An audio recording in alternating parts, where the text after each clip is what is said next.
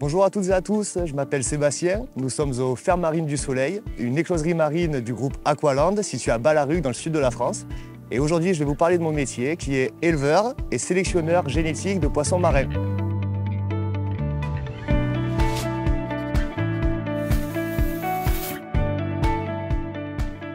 Alors mon métier, qu'est-ce que c'est? Mon métier, ça va être d'élever et de conditionner des poissons pour les faire pondre.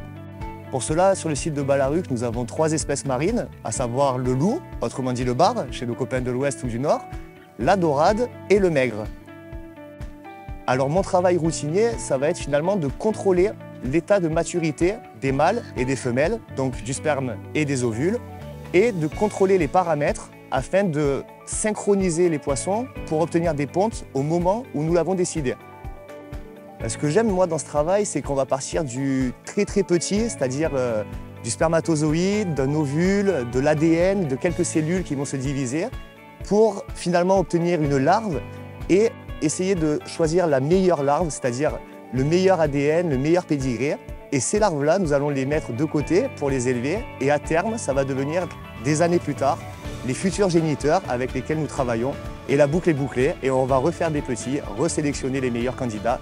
On revoit finalement des années après nos petits revenir chez nous et ça redevient des papas et des mamans, donc c'est quand même assez rigolo.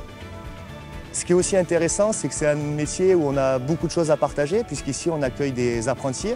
Donc c'est des jeunes qui sont en BTS, qui arrivent à 18 ans et qui vont sortir à 20 ans et qui plus tard finalement seront les aquaculteurs de demain. Et c'est toujours agréable de partager finalement notre passion, que ce soit avec des jeunes ou avec d'autres secteurs d'activité, comme par exemple des vétérinaires, des chercheurs, des généticiens.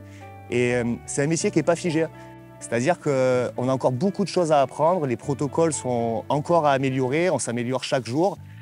Mais finalement, aucune idée n'est mauvaise puisqu'on peut appliquer des domaines d'activité et des choses qui viennent de l'extérieur avec d'autres technologies qui viennent se greffer petit à petit dans l'aquaculture moderne. Et c'est vraiment intéressant finalement parce qu'on a beaucoup à apprendre et la nature, elle nous réserve encore beaucoup de surprises.